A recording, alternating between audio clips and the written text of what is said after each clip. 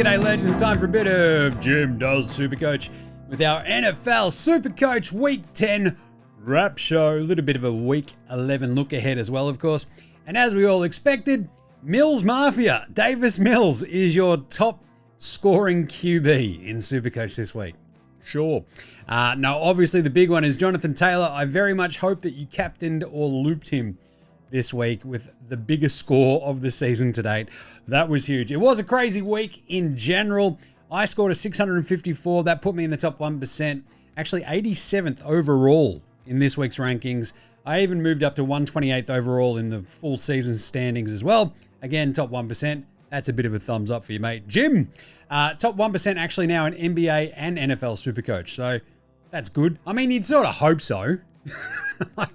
Jim, you run NBA Straya and NFL Straya. Yeah, I mean, I'd hope that I was actually okay at these. But anyway, the Week 10 average score across the comp is actually pretty interesting, right? It's 428, which obviously isn't very high. The top 10% is 583. So when you've got a shared player universe like we do in SuperCoach Classic NFL, obviously a lot of the folks out there have similar players. A lot of the difference can literally be having looped or captained Jonathan Taylor and doubled up his 95.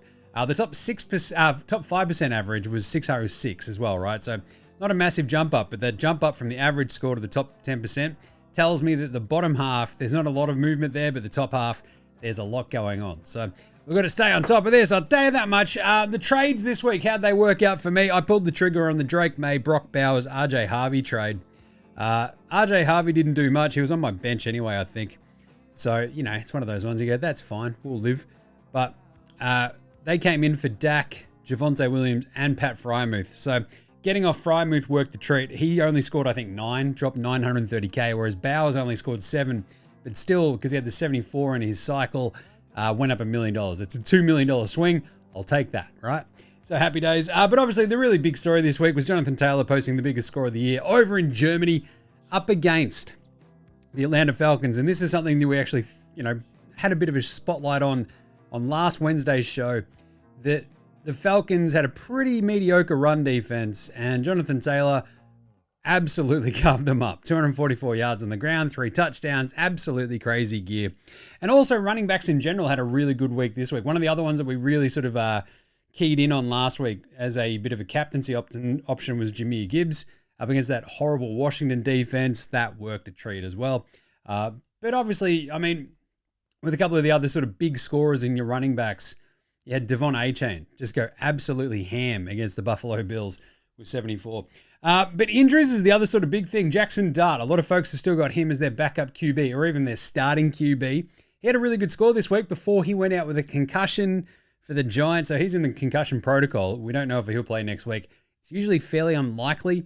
They've just fired their coach. I don't think you want to bring a player back quick with a brand new interim head coach just after a concussion. Just saying. The other ones were Oronde Gadsden. So you might remember him from the LA Chargers. Young tight end, hurt his knee, it looked like. It turns out it was a sort of really bad quad bruise, so he's still up in the air for this week. Dalton Kincaid did a hammy. Chris Rodriguez left late in that game for the Commanders. Travis Hunter is officially done for the season after surgery. He went on IR this week and looks like he's done. And Garrett Wilson, if you've got any Jets, I mean, sure, Breece Hall was really good, but Garrett Wilson is out for at least 4 weeks. All right, so let's do the best performers at every position very quickly. Davis Mills tops the QBs as per usual. Sure. That was a crazy game as well. Houston, well, I mean, what a psycho last quarter. Helps your SuperCoach score, I'll tell you that much. Matt Stafford, 54. Jackson Dart had the 52 before he left. Caleb Williams, we actually talked about him last week in that matchup against the Giants. He had a great game, 49. Jared Goff, 49 as well. 47 for Mac Jones, 45 for Baker. Josh Allen, 40.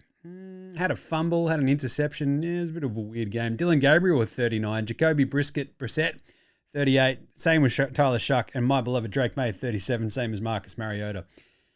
Drake May didn't really light it up, but by the same token, it was raining a lot down there in Tampa. Just saying. Hope he's good this week. Jonathan Taylor heads up the running backs. He ended up with 95. Just insane gear. One of the greatest games you'll see.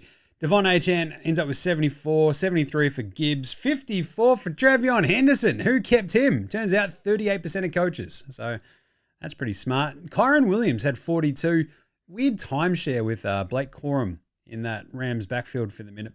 Breece Hall had 37 as well. The 4.8% of coaches out there who kept the faith. Not bad. Tyler Algier had 35 because he vultured 2 Bijan Robinson touchdowns. Kamani Vardal on my bench. Or did I start him? I can't even remember. 34.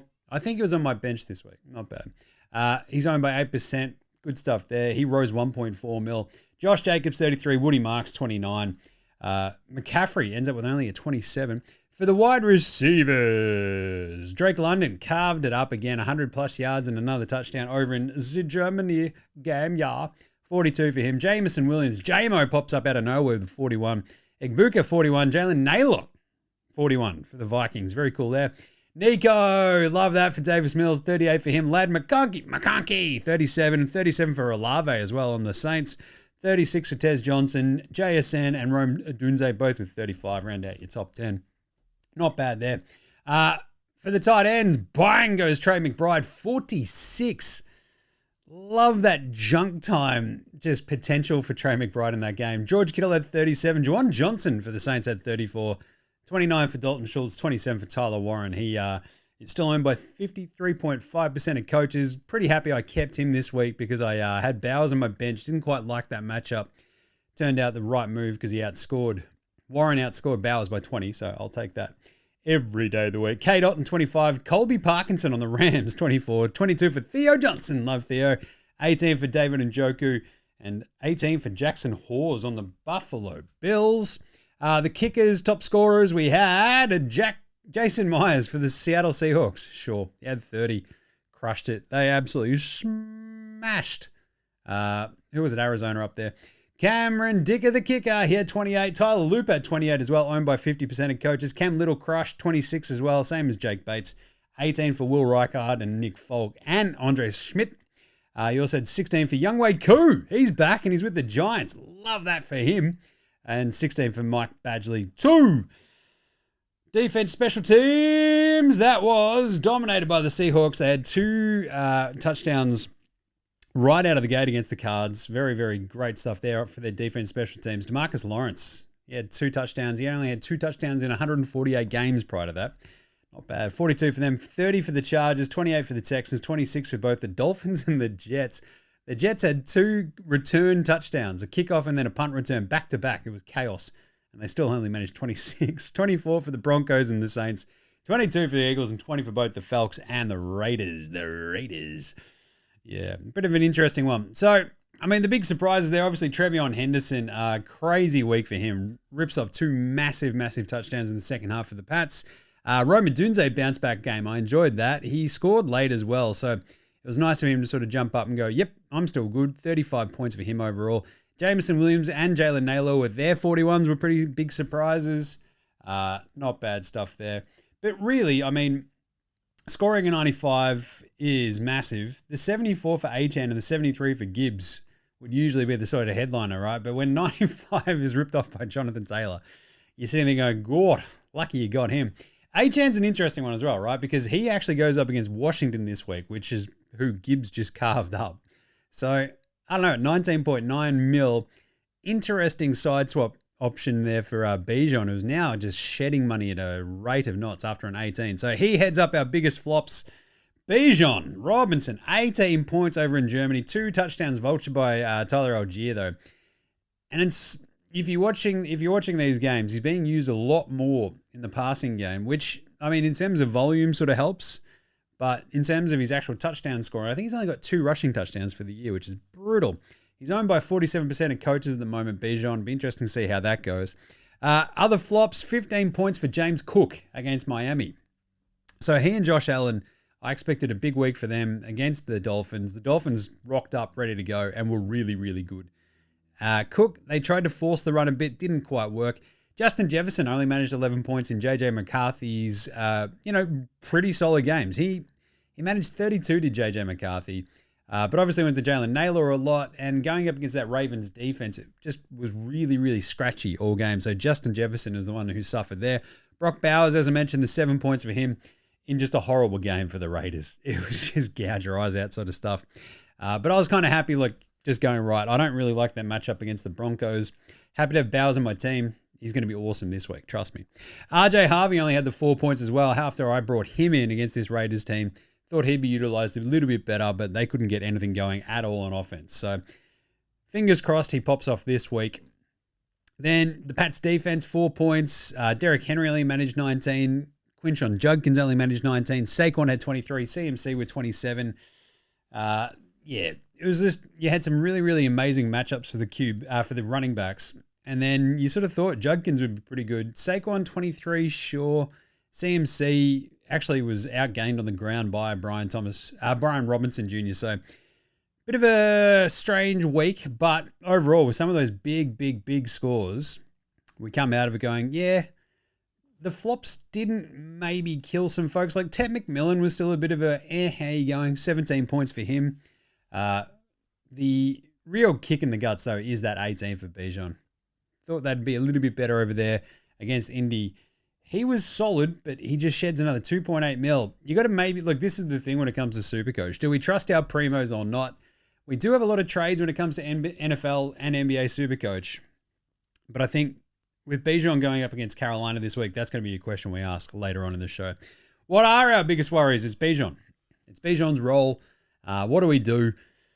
It's just going to be really tough sledding, isn't it? You got to hold your nose and hope that he absolutely smashes Carolina. Jackson Dart, that's a big worry as well if you've got any of the Giants. Like for Tyrone Tracy and Devin Singletary on the ground, maybe it helps them this week. I don't know if they're going to start Russell Wilson. If they do, that's just a disaster waiting to happen, isn't it? Whereas, I don't know, if they had Jameis Winston out there, at least maybe some of the pass catches on that Giants team would become vaguely relevant, but at the moment, can't quite see it going up against Green Bay. Rough one, I'll tell you. The other worries, I mean, obviously, any and all of the Commanders, they've got a timeshare in the backfield. Debo had a couple of moments, but wow, the Lions put one on them. Yeah. So, cash cows we're watching this week, the QBs, it's still JJ McCarthy. He goes bang. He's still got a break even of minus 21. He's to 9.2 million, I think, now. Rose 2 mil. He's got an interesting matchup. They play Chicago at home this week, the Vikings. So, I am switching Danny Dimes to the bench, putting JJ on the field as my flex. So, I mean, we saw Jackson Dart do pretty well against Chicago this week. I'm not afraid of their defense. With the Vikings at home, indoors, yeah, I trust JJ to sort of be okay. Go back to QBs. Tyler Shuck, break even to minus 20. He's at 6.3 mil. Saints won a game. He looked okay. But, I mean, if you're getting down to a 6.3 mil QB at this point, probably don't need him. Davis Mills, I mean, Stroud will be back this week, so his break-even to minus 35 is tantalizing. So it's a 6.1 mil price tag, but yeah, he's probably not going to play. Brissett's still making money, though, actually, at 14.7 mil. He's got a break-even to minus 6. He went up 3 mil from last week, could rise another 2 mil. I mean, this is kind of the thing. If they can get a couple of really good scores back-to-back, these sort of low-price QBs can really make you some cash. So I'm sort of fingers crossed that JJ McCarthy goes bang this week. For the running backs, Trevion Henderson is back, baby. Break even to minus 32. His role is a little bit nicer now that Ramondre Stevenson's out with his toe injury. Has the Jets on a short week. And you sort of see it. Like if he rips off one big run, he can just take it absolutely to the house. He's just so quick. 7.9 mil. If you need a downgrade target, don't mind him.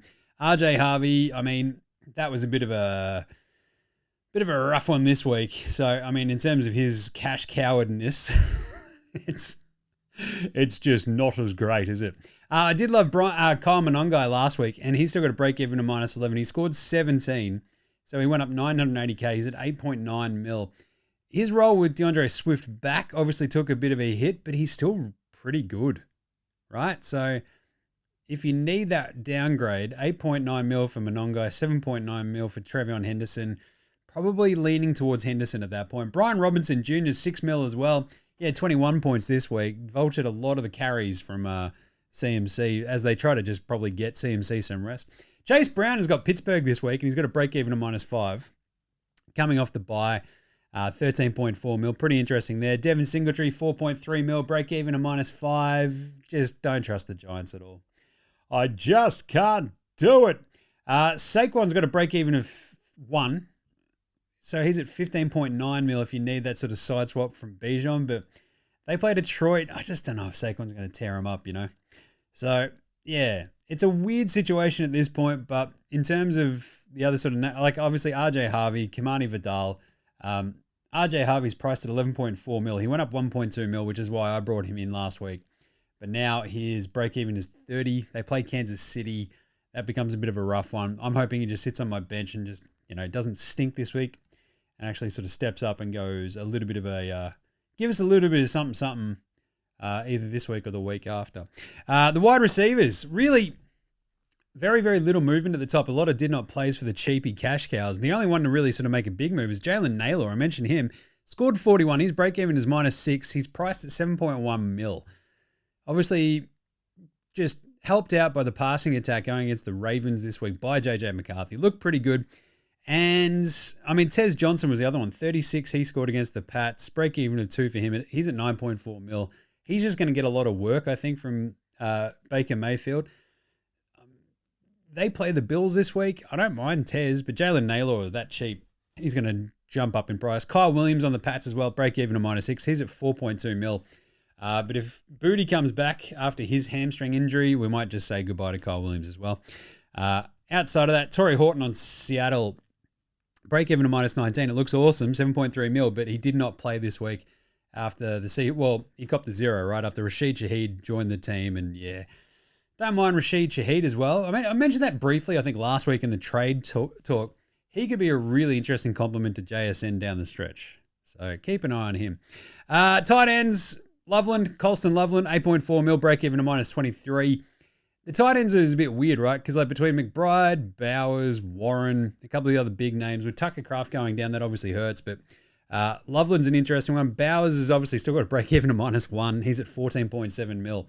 That's why I jumped on him last week, because he's going to, if he has another big week this week, the price just might get way too high. So yeah, it's basically the difference, like a 3 mil difference it could be if he does half decently, and I think he will. 2 Rams tight ends are not bad cash cows as well. Davis Allen, Colby Parkinson, break even to -4 and -2 respectively. Both super cheap, but the thing is, it's the Rams. Stafford just was absolutely slinging it this week. Don't know if you can trust either of them though.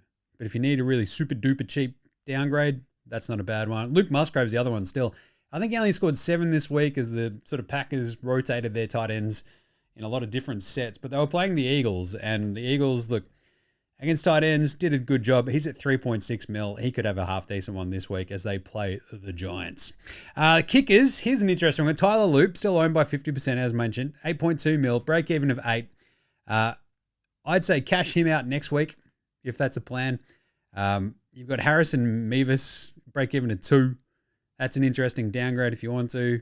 Cam Little's only 10 mil as well. Break-even to -1. He looks unreal. And the Jags just sort of stink, so they're kicking a lot of field goals. Defense, special teams, Ravens are getting very tasty. Break-even to -12 at 6.3 mil. Love that. As soon as they get healthy, they're going to be terrifying. 9.8 mil for Seattle. Their break-even is -7. They look good too. Chargers is 7.1 mil. Break-even to -2 as well. Some pretty good defenses we can get on the cheap this week. I've still got, obviously, the Pats and the Lions. I'll probably just start the Pats this week because they play the Jets, and they could really do some damage on the defense special teams against this Jets team.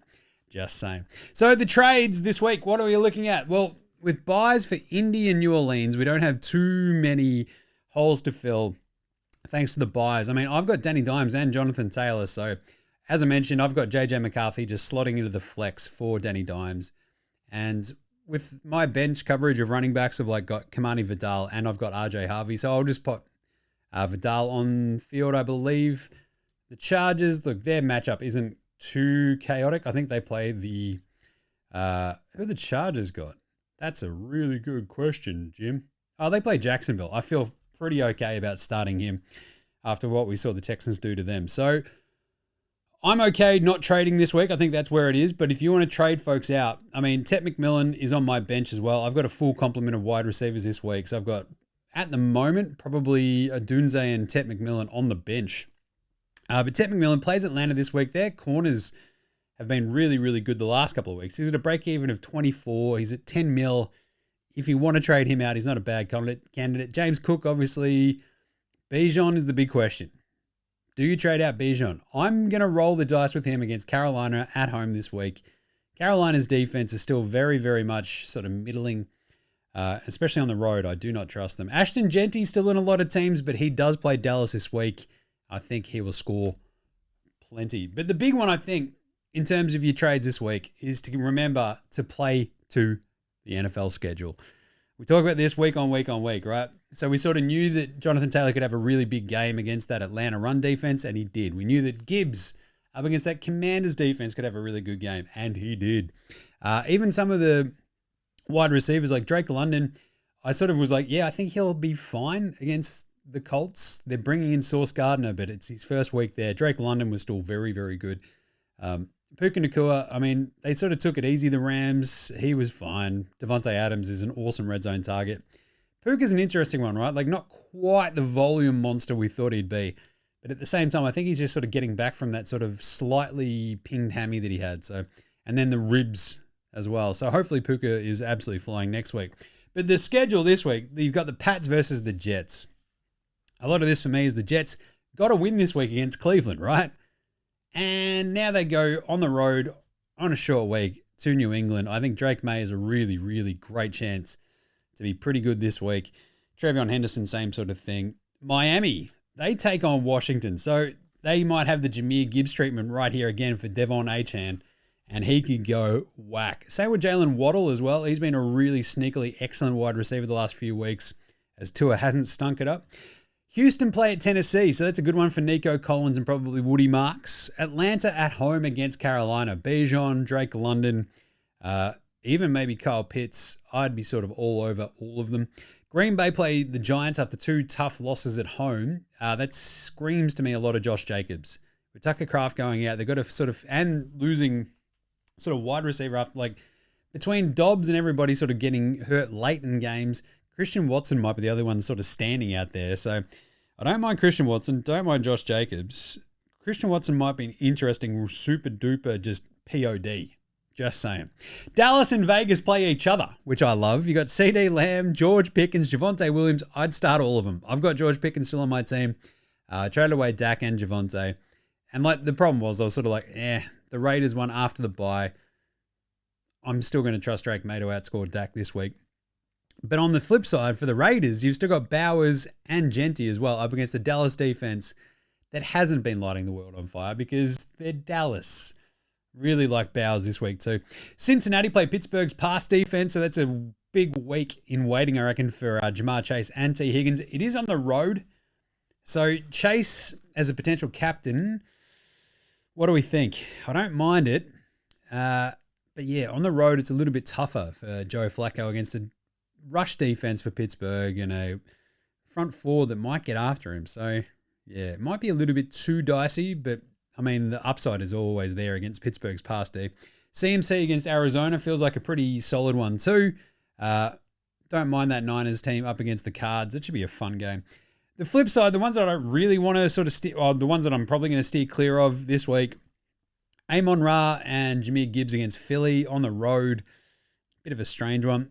And Rashee Rice, Travis Kelce coming off a bye for Kansas City, but they go to Denver, which Kansas City probably win, but the Denver defense is still pretty solid, so I might steer clear of them this week. So what are my trades this week?